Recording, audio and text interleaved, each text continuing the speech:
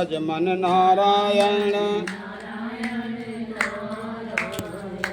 गोविंद नारायण नारायण नारायण, रट मन नारायण नारायण नारायण। राधे।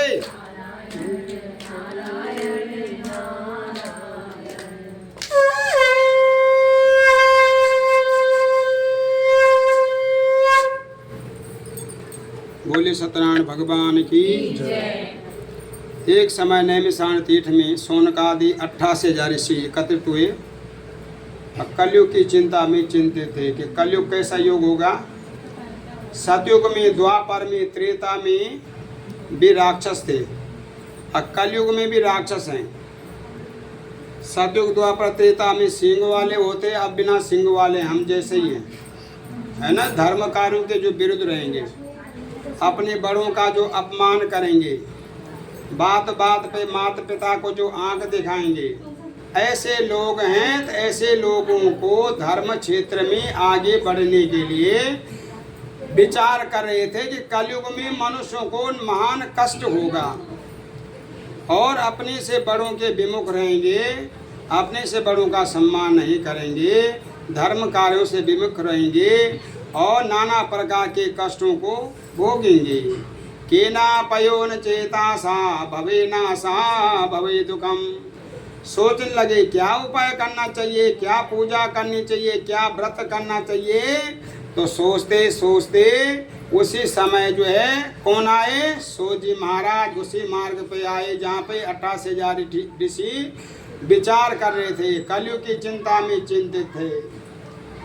तो सोजी महाराज को देखकर समस्त ऋषि खड़े हो गए और साष्टांग दंडवत प्रणाम किया, उनको अर्घ दिया, आचमनीय दी और प्रणाम किया।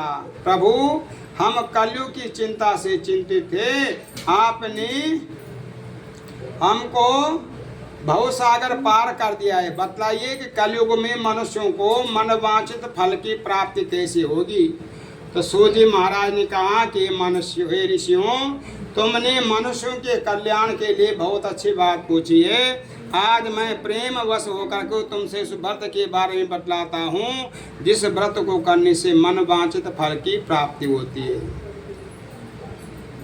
तो सूजी महाराज ने कहा कि एकदा नारदा योगी, एक समय नारद जी तीनों लोकों का जब भ्रमण कर रहे थे, तो हम मनुष्य लोक में जब आए, मृत्यु लोक में जब आए, तो क्या देखा, मृत्यु लोके जना सर्वे नाना कलेश समन्वितः। मृत्यु लोक में जो मनुष्य जन्मे हुए थे, नाना प्रकार के कष्टों में युक्त देखा।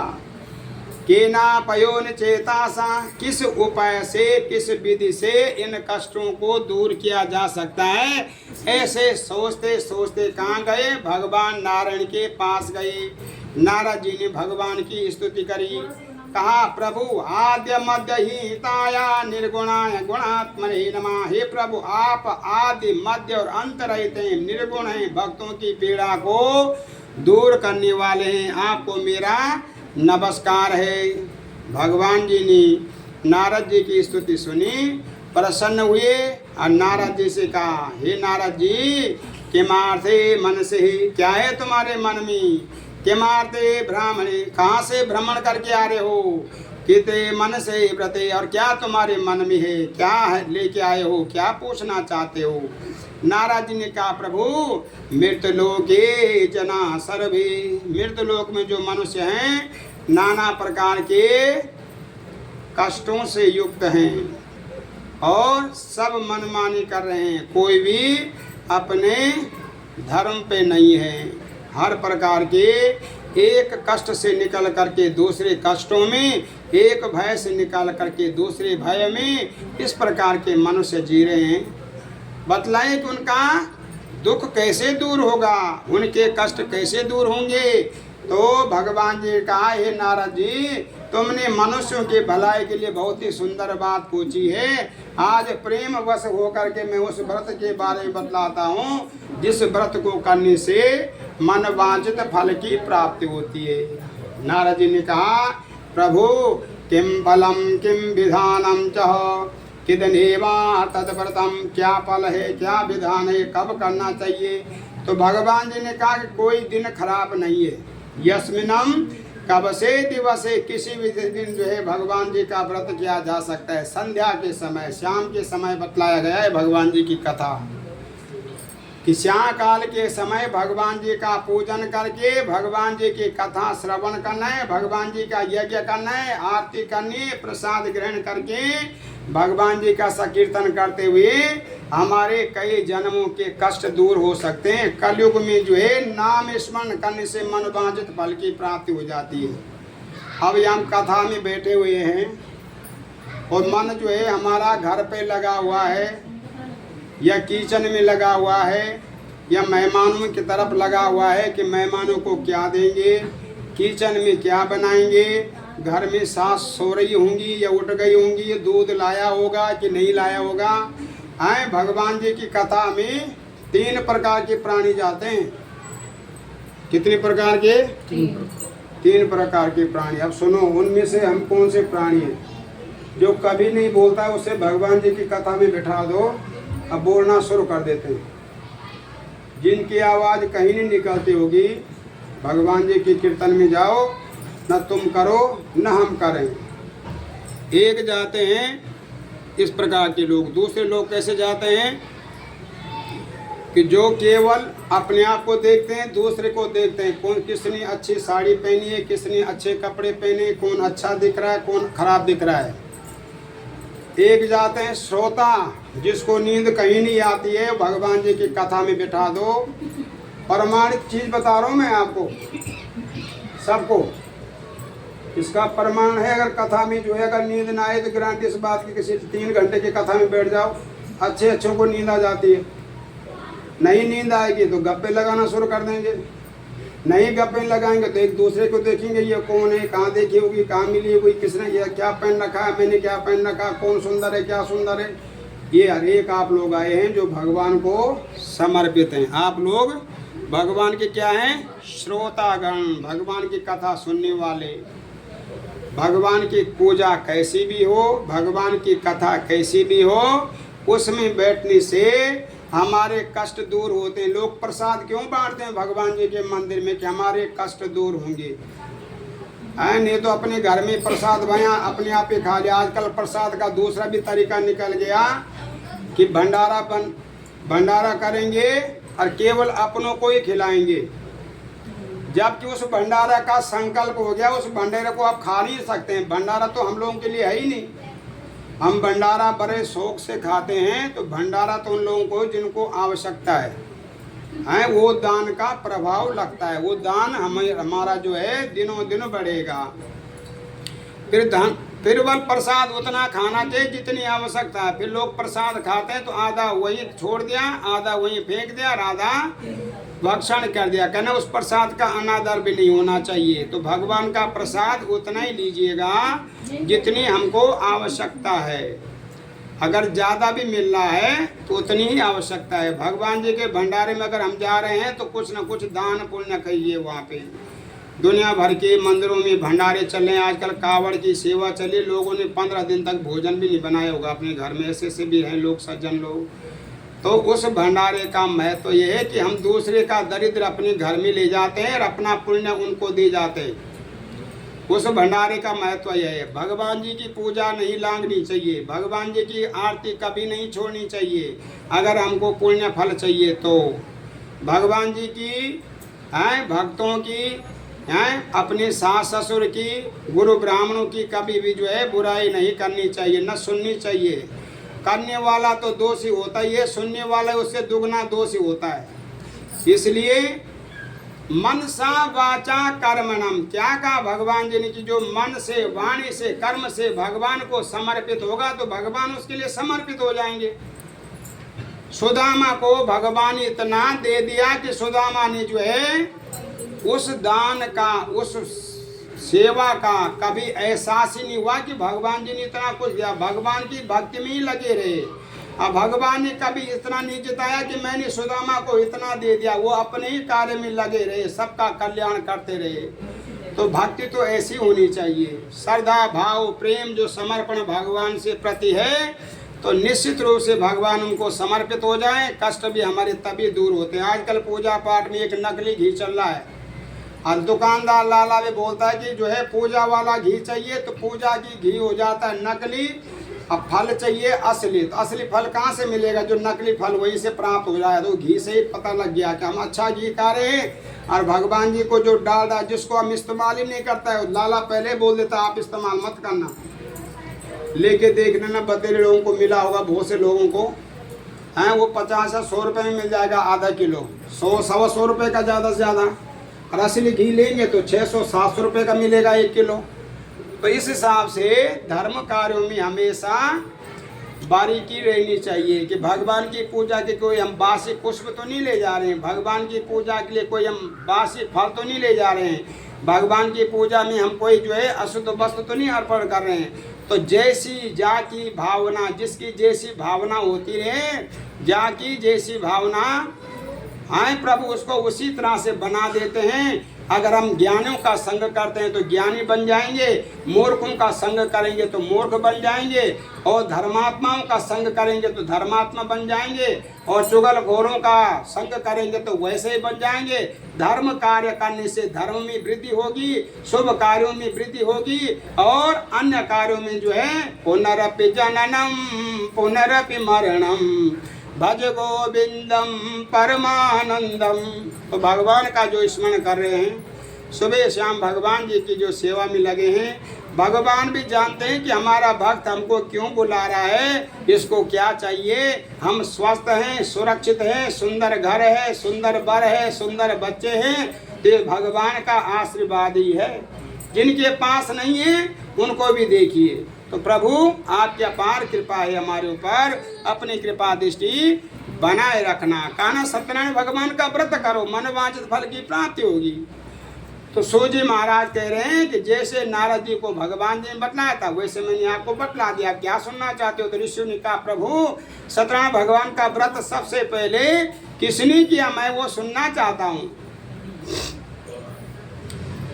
तो सोतो वाचः, सूत जी ने कहा कि सत्यानंद ब्राह्मणस्य, एक सदानंद नाम का ब्राह्मण था, उसने सबसे पहले पृथ्वी पे इस व्रत को किया। वह ब्राह्मण गरीब था, निर्धन था, भिक्षा मांगा करता था, और उसका लोग तिरस्कार करते थे, उसका अपमान करते थे, और उसी धन से वो अपने परिवार का पालन पोषण करता था। एक समय का ही भोजन होता था। तो वह बड़ा दुखी था। तो दुखी ब्राह्मण को देखकर भगवान को दया आ गई, क्योंकि भगवान ने कहा कि देवाधीनम जगत सर्वा, देवताओं के अधीन सारा जगत है। देवाधीनम जगत सर्वा मंत्रहीनम च देवता, अब मंत्रों के अधीन देवता हैं। ते मंत्र ब्राह्मणम धीनम, वो मंत्र ब्राह्मणों के अधीन है। तस्मात् श्री विप्र देवता, इसलिए ब्राह्मणों का हमेशा आदर सम्मान करना है, ब्राह्मणों की रक्षा करनी है, ब्राह्मणों की सेवा करनी है। हमको मनवांछित फल की प्राप्ति होती, भगवान भी प्रसन्न हो जाएंगे। ब्राह्मण के पास गए भगवान जी, पूछा क्यों दुखी हो, क्या कष्ट है? भगवान जी का प्रभु हे ब्राह्मण देवता, मैं निर्धन ब्राह्मण हूँ, मेरे पे कुछ नहीं है, भिक्षा मांगता हूँ, लोग मेरा अपमान करते हैं, मेरा तिरस्कार करते हैं, और उपाय यदि जन्मासी, इस दरिद्रता को दूर करने का कोई उपाय है तो बतलाए। कहा तुम सत्यनारायण भगवान का व्रत करो, विधि बतला दी। वह ब्राह्मण घर आया, और उसको जब हम कोई धर्म कार्य करते हैं, शुभ कार्य करते हैं, तो नींद नहीं आती है, नींद गायब हो जाती है। उत्साह रहता है कि हमने आज भगवान जी की पूजा करनी है, भगवान जी की कथा करना है। कई दिनों पहले उत्सव मन में हो जाता है कि हमारे घर में भगवान जी विराजमान होंगे, भगवान जी का कीर्तन करेंगे, भगवान जी के कीर्तन में सम्मिलित होंगे, तो प्रभु की कृपा निश्चित रूप से हो जाती है। तो ब्राह्मण भी चिंता करने लगा, कैसे करूँगा भगवान के व्रत, मेरे पास तो कुछ नहीं है। चिंता करते करते रात को नींद नहीं आई, प्रातः काल हुआ, संकल्प किया, जो संकल्प आपने अभी किया था वही इस प्रकार का संकल्प किया कि प्रभु आज मुझे भिक्षा मांगने से जो धन मिलेगा वो धन मैं आपके चरणों में समर्पित कर दूंगा। तन मन धन सब कुछ है तेरा, तेरा तुझको अर्पण क्या लागे मेरा। और जब भगवान जी का आरती वाला नंबर आया तो फटा पुराना नोट जो बाजार में सारे दुकानों में 10 दुकानों में 20 दुकानों में घुमा करके जो नोट नहीं चला वो भगवान जी की कथा में अर्पण कर दिया। लो भगवान जी तेरा तुझको अर्पण क्या लागे मेरा।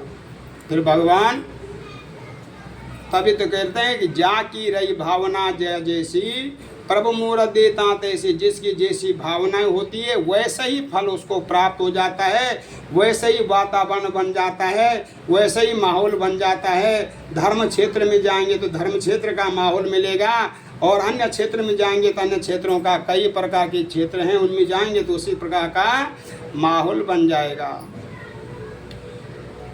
तो संकल्प किया जो आएगा जो मिलेगा। एक टाइम भोजन करते हैं वो भी नहीं करेंगे, आपके चरणों में समर्पित कर देंगे। भगवान ने ब्राह्मण के संकल्प को सिद्ध कर दिया।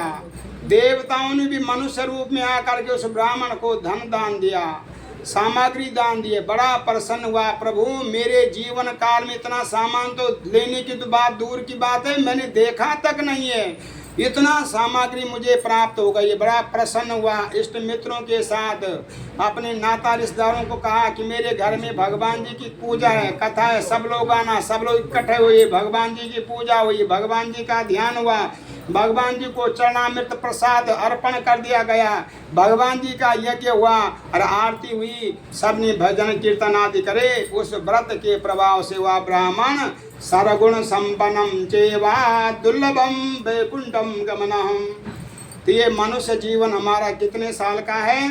ज़्यादा से ज़्यादा जिएंगे तो कितना? 120 वर्ष। उस 120 वर्ष में भी 20 प्रकार की बाधाएं हैं। बाल अवस्था 20 वर्ष निकल जाएगी, अभी हम कुछ नहीं कर सकते, छोटे बच्चे ही तो हैं। क्या धर्म करेंगे, क्या शुभ कर्म करेंगे, क्या मंदिर ले जाएंगे, क्या मंदिर में पूजा पाठ कराएंगे? वो 20 वर्ष भी दुर्लभ हो गया। उसके बाद आ गई 20 वर्ष वृद्ध अवस्था की। आए उस वृद्ध अवस्था में जो है ना हम सुन सकते हैं, ना बोल सकते हैं, ना चल सकते हैं, ना फिर सकते हैं। जो इस प्रकार के व्यक्ति हैं उनको भी देखिए। बाकी जो शेष अवस्था बची उसमें अपना गृहस्थ, अपना रोजगार, अपने ग्वाल बाल, उनकी लालन पोषण, शादी ब्याह, ये सब निकल। तो भगवान कह रहे हैं कि दुर्लभ मनुष्य जीवन मिला था और उसको व्यर्थ में ही गंवा दिया, कुछ धर्म कर्म नहीं किया। इसलिए पुनरपि जननम पुनरपि मरणम भज गोविंदम परमानंदम। इसलिए जन्म मरण के बंधन में मनुष्य जकड़ा हुआ है। कभी पशु बनते हैं, कभी पक्षी बनते हैं, कभी मनुष्य बन रहे हैं, कभी कीड़े बन रहे हैं, कभी अनेकों योनि में चल जाते हैं। और इस प्रकार जो है ये संसार चक्र चल रहा है। तो ब्राह्मण को बहुत धन हो गया और वहाँ ब्राह्मण कुछ समय में बड़ी भीड़ भाड़ के साथ एक सुंदर बड़े भवन में व्रत कर रहा था। तो सूजी महाराज कह रहे हैं कि जब वह ब्राह्मण अपने ऐश्वर्य के अनुसार व्रत कर रहा था तो एक लकड़हरे ने देखा कि जो ब्राह्मण कुछ समय भिक्षा मांगा करता था आज इतने बड़े भवन में बड़ी भीड़ भाड़ के साथ सत्यनारायण भगवान का व्रत कर रहा है, पूजा कर रहे हैं। इसके करने से क्या होता है पूछना चाहिए। ब्राह्मण के पास गए, प्रणाम किया, चरण वंदना की। हम आपके चरण वंदन आशीर्वाद लेने आए हैं आपसे। तो जो सज्जन होते हैं, धर्मात्मा होते हैं वो हमेशा ब्राह्मण कुल में ब्राह्मणों का स्वयं ब्राह्मण ही सम्मान करते हैं, क्योंकि वो प्रतिष्ठित ब्राह्मण हैं। वो ब्राह्मण धर्म से संबंधित है, धर्म का उपदेश देने वाला है, गुरु है। गुरु स्वरूप में उसको प्रणाम करने का जो पुण्य फल है। हम अगर दूसरे के पैर छूते हैं, अपने बड़ों के पैर छूते हैं तो अपना दुख उसको दे देते हैं और उसका सुख ले लेते हैं। अपना जो दुख दरिद्र है उसको देते हैं और उसका पुण्य ले लेते हैं। पैर छूने का ये महत्व होता है, इसलिए पैर छूने का आशीर्वाद मिलने का विधान है। जिसका पैर छुए जाएंगे वो आशीर्वाद देगा। सुखी रहो, खुश रहो, स्वस्थ रहो, सौभाग्यवती रहो, चिरंजीव रहो, धनवान बनो, ऐश्वर्यमान बनो, तुम्हारी उन्नति हो, तरक्की हो, नाना प्रकार के आशीर्वाद मिल जाते हैं। तो पैर छूने का महत्व ये है। तो ब्राह्मण से चंद्र वंदना करके कहा कि आप या क्या कर रहे हैं, से करने से क्या फल होता है। तो ब्राह्मण ने कहा कि हे लकड़हरा, जो मेरे यहाँ तुम ऐश्वर्य देख रहे हो, धन धान्य देख रहे हो, मेरा जो घर परिवार देख रहे हो, ये तो भगवान की कृपा का प्रसाद है। मैं सत्यनारायण भगवान की पूजा प्रतिदिन करता हूँ, हर मास करता हूँ, हर महीने बड़ी कथा करता हूँ, पूर्णिमा पे संक्रांति पे करता रहता हूँ। इसलिए मेरे यहाँ सब कुछ तुम जो देख रही हो भगवान की कृपा का प्रसाद है। आज की तारीख में भी लोगों ने अपनी फैक्ट्रियाँ भगवान जी के नाम कर रखी हैं और भगवान जी का जो है श्रृंगार उसी से होता है, भगवान जी का जो भंडारा है उसी से चलता है। प्रत्यक्ष है ये नहीं है। गुलशन कुमार के वैष्णो देवी जी कहा हो गया तो वहाँ मिलेगी उनका भंडारा प्रतिदिन 24 घंटे। जहाँ की बर्तन धोने की भी मशीन है, आटा गूंदने की भी मशीन है। एक फैक्ट्री गुलशन कुमार ने जो है भगवान जी को ही समर्पित कर दी। इसकी कमाई वैष्णो देवी के नाम से कर रखी है।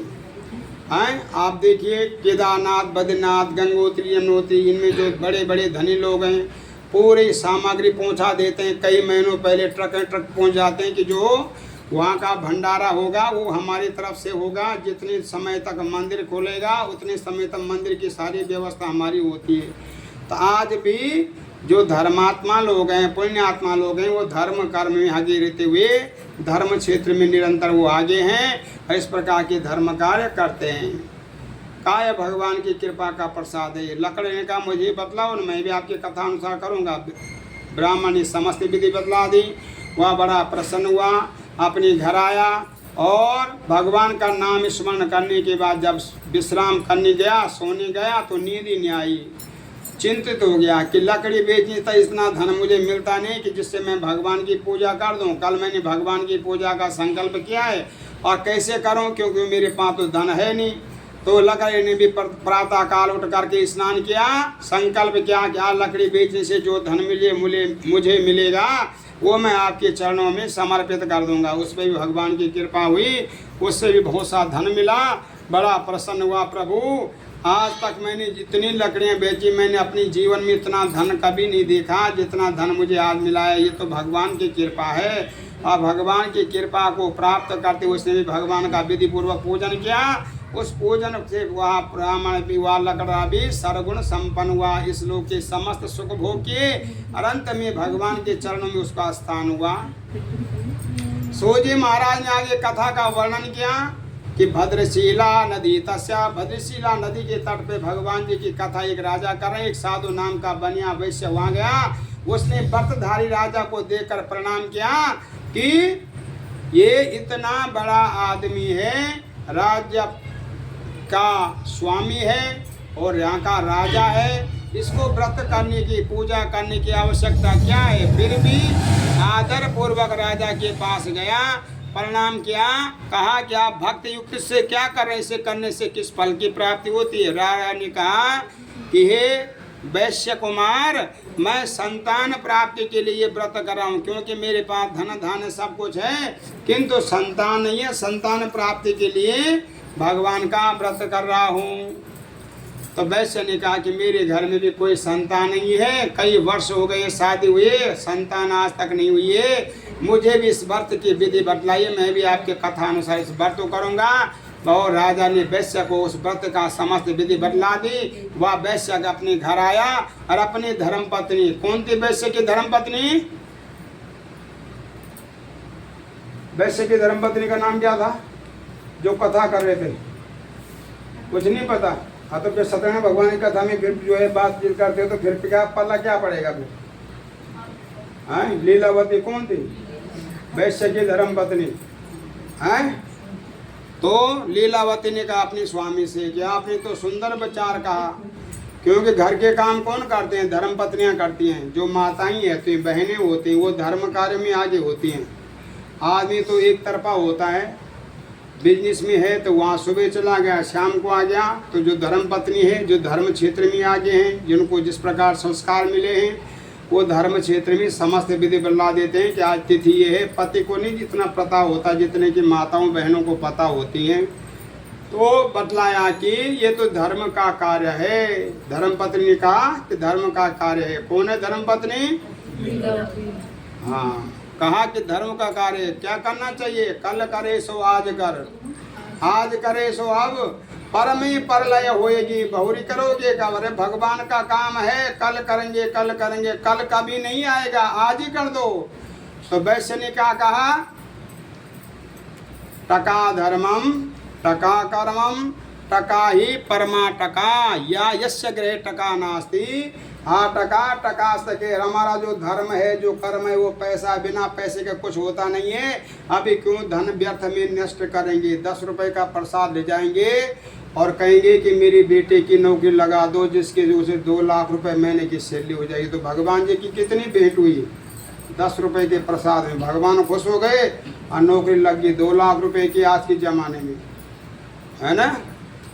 तो भगवान कह रहे हैं जहाँ की भावना जहाँ जैसी, जिसकी जैसी भावना होती है उसी तरह उनको फल मिलता रहता है, उसी प्रकार वो बनते रहते हैं, उसी प्रकार उनका व्यवस्था होती रहती है। तो कहा कि टका धर्मम टका कर्मम टका ही परमा टका यस्य गृहे टका नास्ति। बिना धन का कोई पूजा पाठ संभव नहीं है, इसलिए संतान होने पे व्रत को करेंगे। अपनी पत्नी को समझाया बुझाया, अब व्यापार की चल दिया। भगवान की कृपा से वैश्य के घर में सुंदर कन्या का जन्म हुआ और नाम रखा गया कलावती।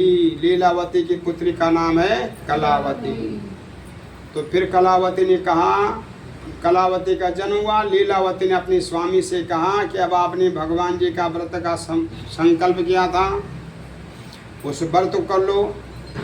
तो वैश्य ने क्या कहा कि इस बालिका का हमने क्या करा, छठी करी।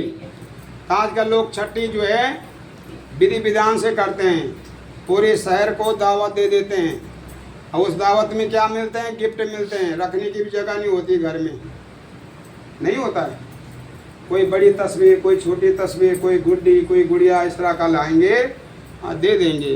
तो कहा कि बहुत सा सामान तो आया लेकिन पैसा नहीं आया, पैसा मेरा ही उल्टा खर्च हो गया। कि क्या करें कि जब विवाह होगा तब करेंगे। नामकरण हुआ, नामकरण के समय भी नहीं किया और वह भगवान की कृपा से अल्पकाल में जैसे शुक्ल पक्ष का चंद्रमा बढ़ते वैसे वह बेटी बढ़ने लगी और अपने पिता के घर में विवाह योग्य हो गई, जवान हो गई। तो जब बेटियां 18 साल से ऊपर हो जाते हैं तो माता पिता को चिंता शुरू हो जाती है। एक तो उनकी शिक्षा दीक्षा, और एक उनको वर कैसे मिलेगा, सास ससुर कैसे मिलेंगे। तो माता और पुत्री वहाँ सुखी हो सकते हैं अगर कन्या का विवाह कर दिया। और माँ ने अगर कन्या के घर में, अपनी बेटी के घर में हस्तक्षेप करना शुरू किया तो वो घर कभी नहीं बढ़ सकता है। समझाने की कोशिश की कि जैसे हम माता पिता हैं वैसे ही वो माता पिता हैं। आजकल क्या है, विवाह हो जाए तो सबसे पहले रिश्तेदारी में क्या होता है कि बहन का नाता टूट जाता है, साली का नाता बढ़ जाता है। नहीं होता ऐसा, बहन कम कम साली ज़्यादा ज़्यादा। बहन साल में 1 बार आएगी, साली साल में 12 बार आ जाएगी, है ना। बहन की संतुष्टि एक ही बार हो जाती है, साली की संतुष्टि नहीं हो सकती है। वो आप लोगों के लिए नहीं, वो तो कई जगह व्यवस्था है, तो तब बता रहा हूँ मैं, ठीक है। तो कहा कि कोई बात नहीं, साली का आवागमन, सालों का आवागमन भी बहुत अच्छी बात है, होना चाहिए, लेकिन अपने बहन को मत भूलिए क्योंकि दिशा वही है। हमारे पितृ कार्यों में, शुभ कार्यों में, पुण्य कार्यों में अगर बहन नहीं आएगी तो कार्य इतना सफल नहीं माना जाता है। जिसमें बहन बहनोई आते हैं, उनका तिलक होता है, बेटी दामाद आते हैं, उनका तिलक होता है, आदर सम्मान होता है, वह घर स्वर्ग हो जाता है। जहाँ बहनों का अपमान हो जाता है उस घर में जो है पितृ भी निवास नहीं करते हैं, देवता तो कहाँ करेंगे।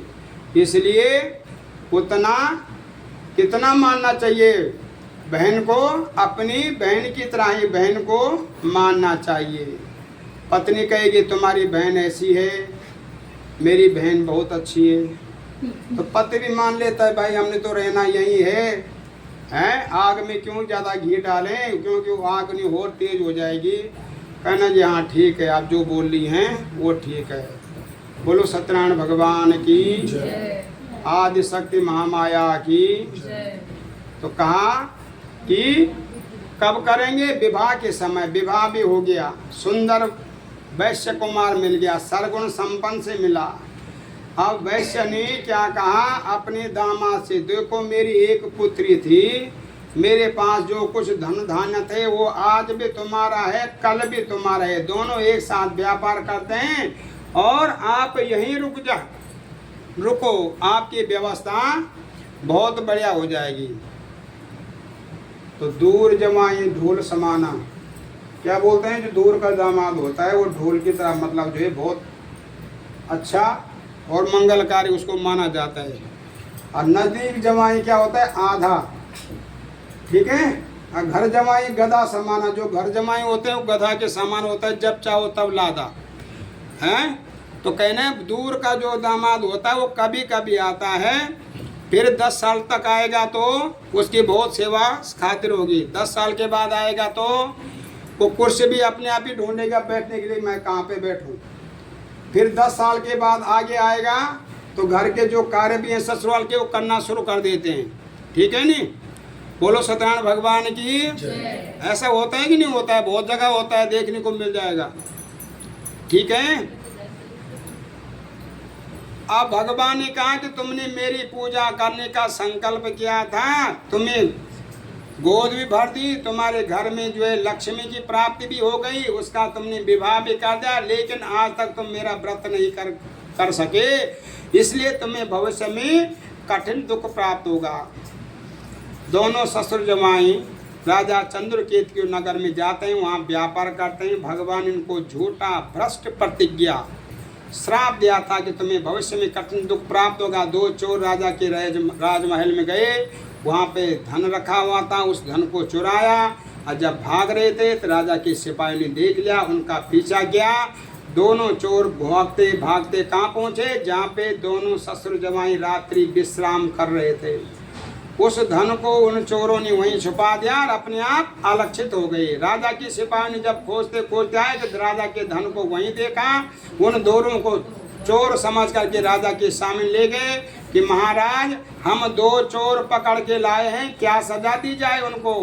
तो राजा ने उन्हें कठिन कारावास में डाल दिया। अब घर में क्या स्थिति होती है कि घर में जो धन रखा था उसे चोर चुरा करके ले गए। माता पुत्री दोनों घर घर जाके भिक्षा मांगने लगे, ऐसी नौबत आ गई। एक दिन कलावत एक ब्राह्मण के घर में गई, वहाँ भगवान की कथा हो रही थी, बैठकर उसने कथा सुनी।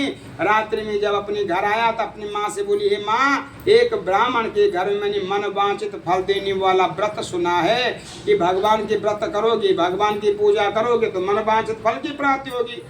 तो हम भी उस व्रत को करते हैं। तो लीलावती को जो है तुरंत याद आ गया कि बेटी तेरे जन्म से पहले हमने संकल्प किया था, किंतु आज तक वो व्रत नहीं कर पाई, वो पूजा नहीं कर पाए। घर में जो कुछ भी था सामग्री कुछ अड़ोस पड़ोस के ले आ करके एकत्रित किया, भगवान की पूजा करी, भगवान की कथा करी और संकल्प किया कि प्रभु आज तो मेरे पास ऐसे ही है, इतना ही है, इसी से आप संतुष्ट हो जाइए।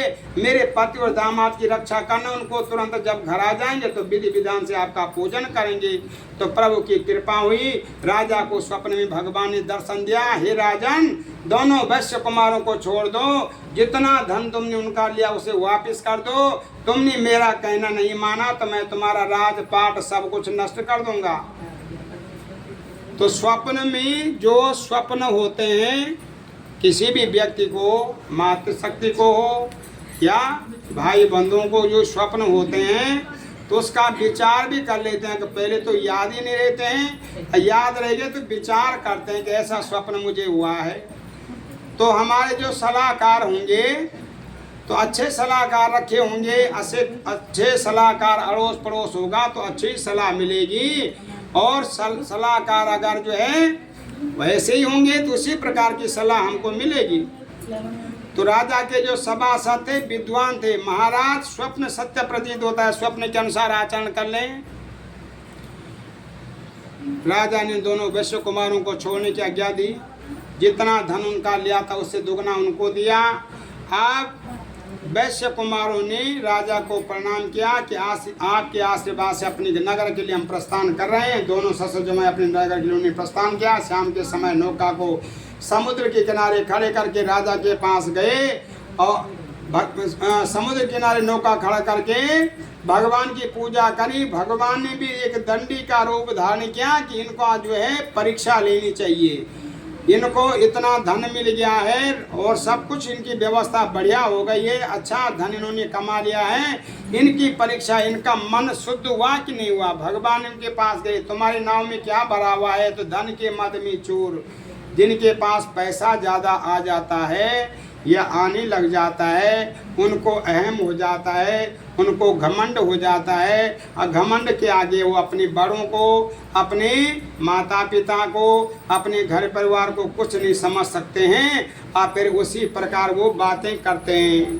तो इस प्रकार जो है कहा, क्यों पूछता है, क्या धन लेने की इच्छा है? मेरी नाव में तो लता पत्र भरा हुआ है। तो वैश्य के वचन सुन करके, उसके अभिमान वचन सुन करके, अहंकार युक्त वचन सुन करके भगवान ने कहा, सत्यम भवतु ते बचा, तुम्हारा वचन ही सत्य हो।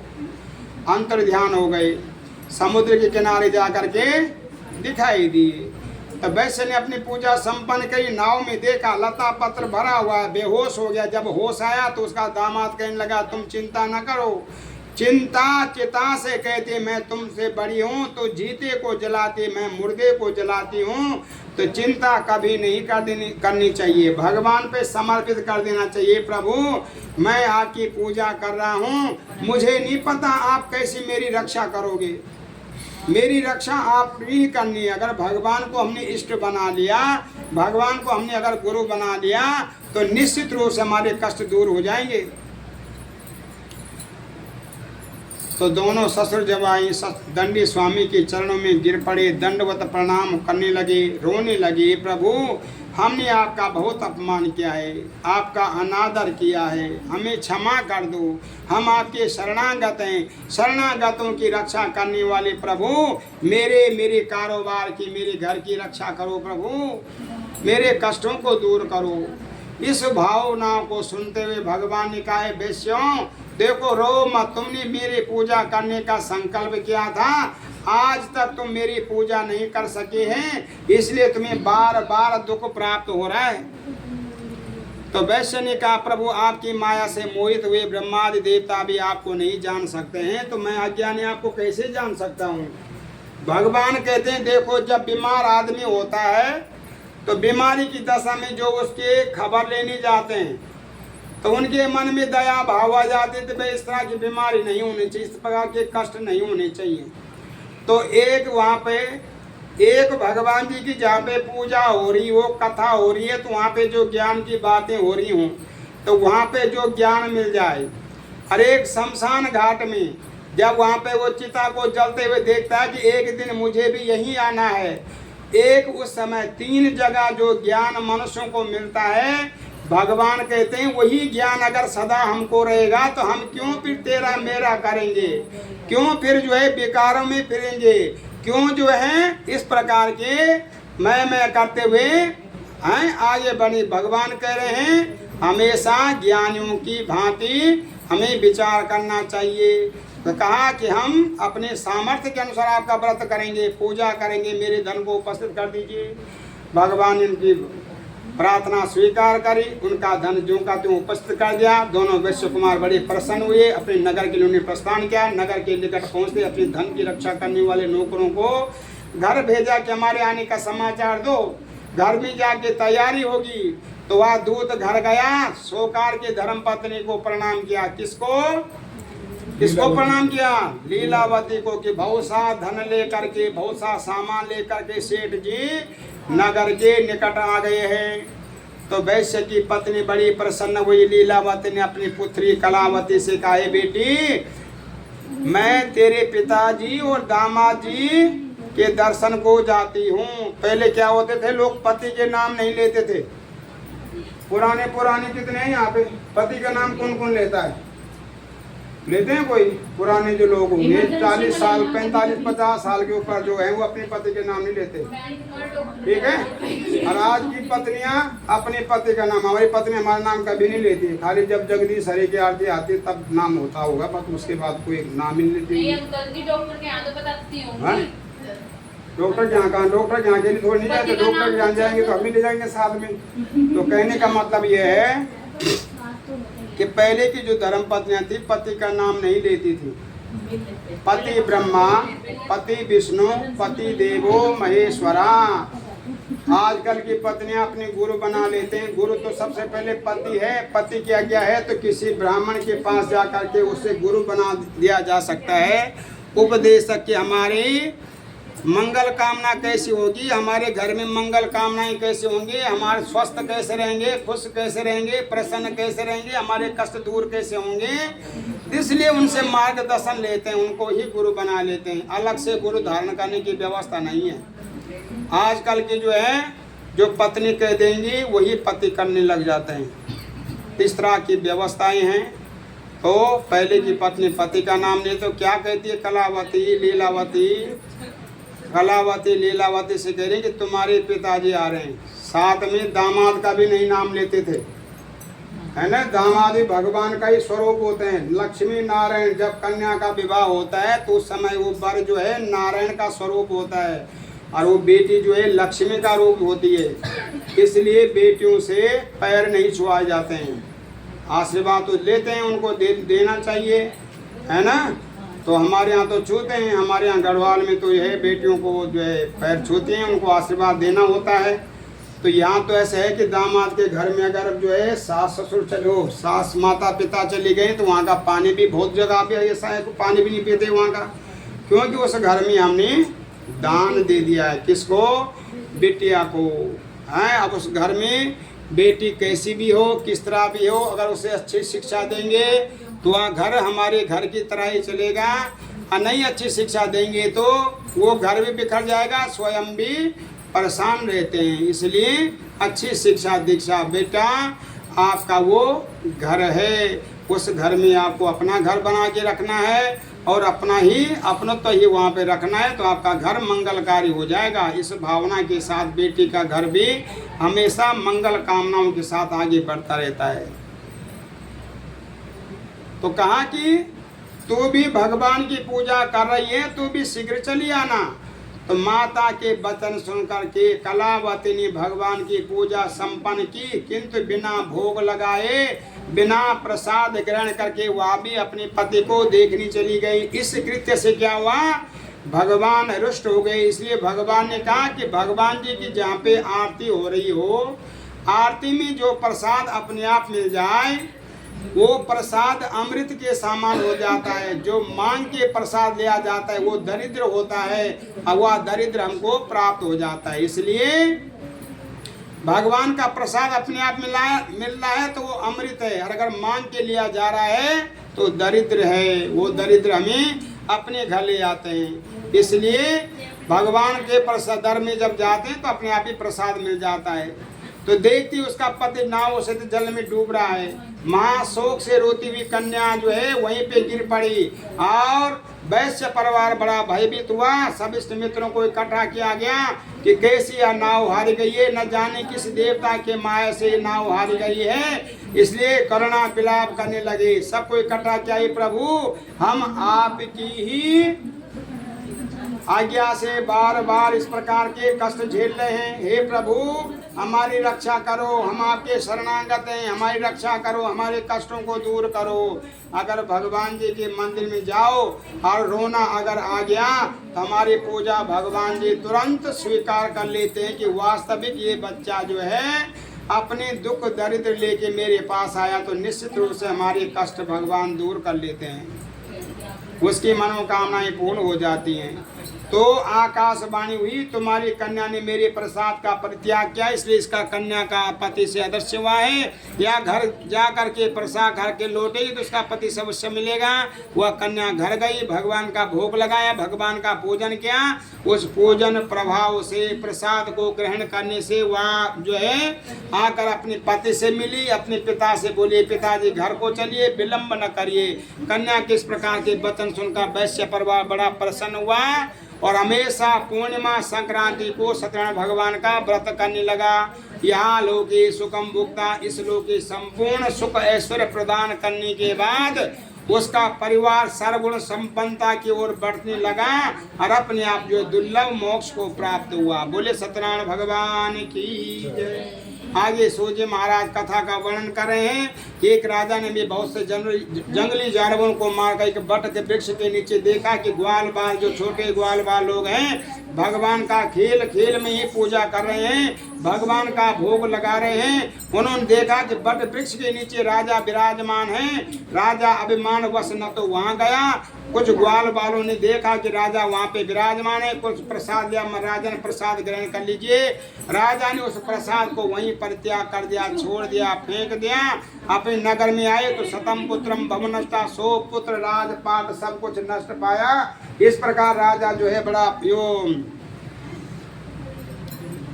इस प्रकार राजा को नाना प्रकार के कष्ट देखने पड़े। क्या देखा कि शतम पुत्रम भवम नष्टम, 100 पुत्र राजपाट सब कुछ नष्ट पाया। विश्वास करके ग्वाल बालों के पास गया और इस वहाँ पे बड़ी श्रद्धा भक्ति के साथ भगवान की पूजा करता है। पूजा करने के पास जब अपने नगर में आता है तो उसका राजपाट पुत्र धन संपत्ति पहले जैसा हो गया। वहाँ भी हमेशा पूर्णिमा संक्रांति को सत्यनारायण भगवान की पूजा कथा करने लगा। इस लोक के समस्त सुख भोग करके अंतर्विन सत्यपुर वैकुंठ हो गया। तो सत्यनारायण भगवान की पूजा जो कोई भाव से करते हैं, भाव से सुनते हैं, श्रद्धा से करते हैं, श्रद्धा से सुनते हैं, उनको भगवान मन वांछित फल की प्राप्ति करा देते हैं। और इस प्रकार भगवान जी की कथा में जो विसर्जन आते हैं, भगवान का जो प्रसाद ग्रहण करते हैं, उनको मन वांछित फल की प्राप्ति हो जाती है। इसलिए जहाँ भी भगवान का कीर्तन हो रहा हो, भगवान का भजन कीर्तन हो रहा हो, श्रद्धा भाव से उसे श्रवण करते हुए और भगवान का चिंतन करेंगे तो निश्चित रूप से हमारे कल्याण हो जाएंगे, मंगल हो जाएंगे। तो भगवान को कलयुग में कोई काल, कोई कलयुग, कोई सत्यनारायण भगवान, कोई विष्णु नारायण, कोई भगवान कृष्ण, नाना प्रकार के रूप में भगवान पूजे जाएंगे और भगवान सबकी मनोकामनाएं पूर्ण करेंगे। तो भगवान कह रहे हैं कि अगर जो है बबूल का पेड़ बोगे लगाओगे तो फल भी उसमें वही मिलेगा। अगर बबूल का पेड़ लगा रहे हो और उसमें नारियल का फल ढूंढ रहे हो तो नारियल नहीं मिलेगा। तो जैसे हम करते हैं वैसे ही हम बन जाते हैं, जैसे ही हम सोचते हैं वैसे ही हमारी भावनाएं जुड़ जाती हैं। इस प्रकार जो है मनसा वाचा कर्म, मन वाणी कर्म से जो भगवान को समर्पित हैं वो निश्चित रूप से भगवान की उनके लिए समर्पित हो जाते हैं। भगवान की कथा कलयुग में विशेष फल देने वाली है। संतानहीनों को, जिनकी कोई संतान न हुई हो, अगर वो श्रद्धा भाव से 1.25 साल तक इस व्रत को नित्य प्रति करते हैं तो निश्चित रूप से उनको संतान की प्राप्ति हो जाती है। जिनके पास धनहीन है, धन नहीं है, वो भी अगर श्रद्धा भाव से, भक्ति से, समर्पण भाव से 1.25 साल तक इस व्रत का पूजन करते हैं, कथा करते हैं तो निश्चित रूप से उनको धन की प्राप्ति हो जाती है। जो बंधन में बंधे प्राणी हैं वो भी बंधन से मुक्त हो जाते हैं। इसलिए भगवान सबकी मनोकामनाएं पूर्ण करके उनको मन वांछित फल की प्राप्ति करते हैं, उनका मंगलमय जीवन हो जाता है। वृद्ध शतानंद जो ब्राह्मण था वो जब उनको दूसरा जन्म हुआ तो सुदामा नामक ब्राह्मण हुए और भगवान श्री कृष्ण जी का पूजन करके वो भी दुर्लभ मोक्ष को प्राप्त हुए। लकड़हरा जो था उनका दूसरा जो जन्म हुआ वो निषादों के राजा गुजराज हुए। भगवान श्री रघुनाथ जी का पूजन करके उन्होंने मोक्ष प्राप्त किया। और साधु नाम का जो वैश्य थे वो मोरध्वज नाम के राजा हुए। उन्होंने अपने पुत्र को भगवान को अर्पण किया, उन्होंने दुर्लभ मोक्ष प्राप्त किया। साधु नाम का जो तुंगाध्वज नाम के राजा थे वो दशरथ नाम के राजा हुए। भगवान श्री रघुनाथ जी का पूजन करके वो दुर्लभ मोक्ष प्राप्त किए। और जो राजन बड़ वृक्ष में जो है देखा कि ग्वाल बाल लोग भगवान का पूजन कर रहे हैं, वो दूसरे जन्म में जो क्या हुए, स्वयं भू मनु हुए, संपूर्ण भागवत की कथा श्रवण करके दुर्लभ मोक्ष प्राप्त किया। बोले सत्यनारायण भगवान की भज मन नारायण तसला भज मन नारायण श्री मन नारायण नारायण लक्ष्मी नारायण नारायण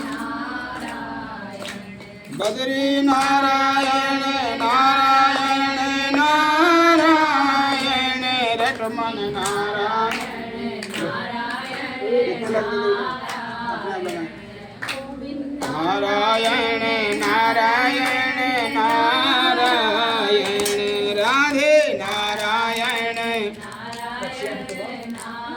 श्रीमन नारायण नारायण नारायण लक्ष्मी नारायण नारायण नारायण भजमन नारायण नारायण नारायण गोविंद नारायण नारायण नारायण श्रीमन नारायण नारायण नारायण गोविंद नारायण नारायण नारायण वृंदावन नारायण नारायण नारायण बद्री नारायण नारायण नारायण श्रीमन नारायण नारायण गोविंद नारायण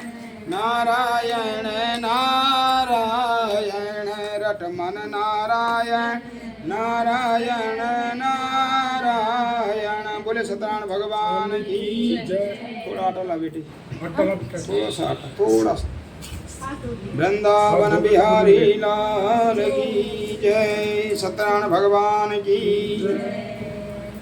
हरि ओम भगवते शांताकारं भुजगशयनं पद्मनाभं सुरेशं विश्वाधारं गगनसदस्यं मेघवर्णं सुहागं श्रीलक्ष्मीकान्तं कमलनयनं योगविद्यानगम्यं वन्दे विष्णुभरणं सर्वलोकैकनाथं हरि ओम सशङ्खचक्रं सकिरीटिकुण्डलं सपीतवस्त्रं श्रीशार्वक्षणं श्रीनारायणाय नमो नमः राधेश्यामाय नमः।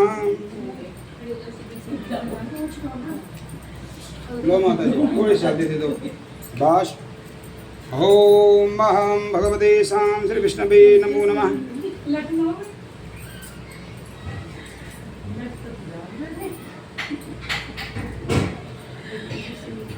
मसालदार में से ले राधे राधे राधे राधे राधे राधे राधे राधे राधे राधे राधे राधे राधे राधे राधे श्याम श्याम देवाय नमः श्याम श्याम श्यामाय नमो नमः। ओम देवी प्रपन्नादरे प्रसीदो प्रसीद माता जगदोऽखिलस्य प्रसीद विश्वेश्वरि पाहि विश्वं तामीश्वरी देवी चराचरस्य या देवी सर्वभूतेषु शक्तिरूपेण संस्थिता नमस्तस्यै नमस्तस्यै नमस्तस्यै नमो नमः नारायणाय नमो नमः। ओम या श्री स्वयं स्वकीर्तनां भुवनेश लक्ष्मी आपात्मनं कृतदयात हृदेषु बुद्धि श्रद्धा शतं कुलजनं परवस्य लज्जहं तादास्मतं परिपालय देवि विश्वं। श्री नारायणाय नमः। यादव जी को बहुत बहुत शुभकामनाएं, बहुत बहुत बधाई। पवित्र श्रावण मास में आपने कथा पूजन हवन आदि कराया तो संपूर्ण रूप से इसका पुण्य फल आपको प्राप्त हो। श्रद्धा भाव से आपने कथा श्रवण की है, भगवान का पूजन किया है तो निश्चित रूप से आपका मंगल कार्य, आपका मनोरथ सिद्ध हो और आप हमेशा प्रसन्न रहें, स्वस्थ रहें, खुश रहें और आपका शुभ मंगल हो। आपका परिवार सदा हंसते रहे, मुस्कुराते रहे, आगे बढ़ते रहें। आप सब बहुत बहुत शुभकामनाएं, बहुत बहुत बधाई। ओम मंत्रात् फला संतो पूर्णा संतु मनोरथा शतृणां बुद्धिना संतो मुद्राणां च मुदयस्तवः। बोलिए कि नारायण भगवान की ये पंखा बंद कर दो आप। ओम जयंती मंगला काली भद्रकाली कपालिनी दुर्गा च महाशिवा धात्री स्वदा स्वाहा नमस्तुते। ओम श्री लक्ष्मी नारायणाय नमो नमः। श्री श्याम देवाय नमः। ओम श्री लक्ष्मी नारायणाय नमो नमः। वासुदेवाय नमः। 5 बार घी, ये घी रखा है यहाँ पे। जी क्या होती डालिए 5 बार। हरि ओम चंद्रमा मन सूरजा प्रजापति स्वाहा, बोले स्वाहा। इदम प्रजापति नमः अग्नि स्वाहा, इदम अग्नि नमः भुव स्वाहा, इदम भुव इदम नमः। जयंती मंगला काली भद्रकाली कपालिनी दुर्गा क्षमा शिवा धात्री स्वदा स्वाहा नमस्ते। जय त्वां देवी चामुण्डी, जय भूतादिहारिणी, जय सर्वगते देवी कालरात्रि नमस्तुते। ओम हरि ओम श्री लक्ष्मी नारायणाय नमो नमः। मंत्राधबला सन्तु पूर्णा सन्तु मनोरथा, सतुनां बुद्धिना सन्तु मुद्राणां च मुदयस्तवः। हरि ओम जय त्वां देवी चामुण्डे, जय भूतादिहारिणी, जय सर्वगते देवी कालरात्रि नमस्तुते। बस बस सामग्री 2-3 जगह उधर दे दो, बाकी आप ले लो सामने। और उस पीछे